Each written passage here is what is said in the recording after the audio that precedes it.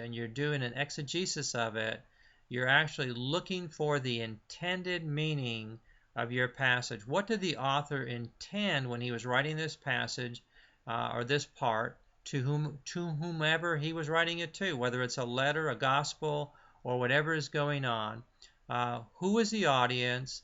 What did it mean to the audience? So you're kind of looking at context, making sure you're checking out the historical cultural context, making sure you're following the flow of the literary context of how your passage fits into the total of that literary work and into the Bible as a whole.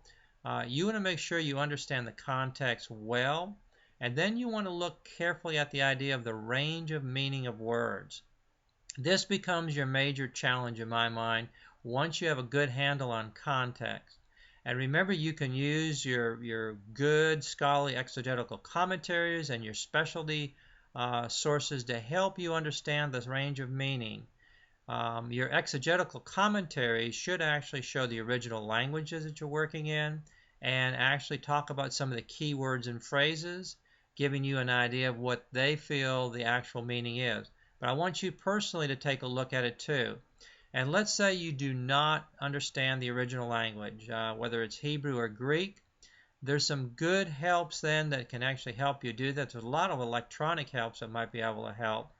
Dictionaries and things where it actually will show you, here's the key, here's some key English words, here's some key Greek or Hebrew that's behind the English, and give you maybe a range of meaning. But let's say you're even working on this from a paper perspective. Remember what Duvall and Hayes said, starting maybe around page 164 forward. You need to get to the original language when you're looking at the range of meaning, because the range of meaning for the original words behind the English are not going to be the same as the range of meaning for the key English words. So you need to go behind it. And one of the easiest ways that I think you can do this is take a look at a good concordance that actually has the English, the Hebrew, and the Greek in it.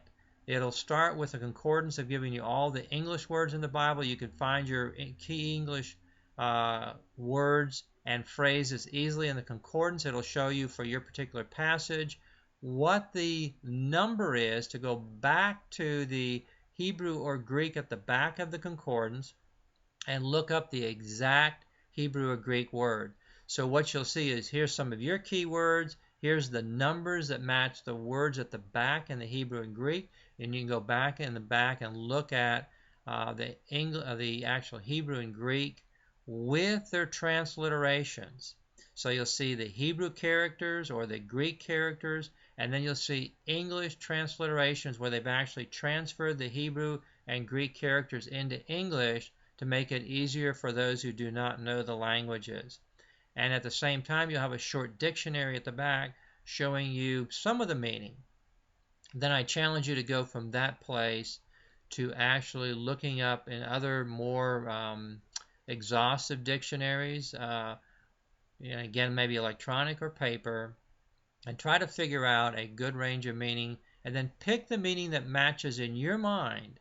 You don't have to be 100% on this. This is what you're thinking. And from your context, the way you're looking at it, you pick out the meaning that makes sense to you and write it in. I'm not grading on your total accuracy. I'm grading mostly on your approach. Are you doing this accurately? Are you working at it? And I'll discuss things to you as I grade your paper.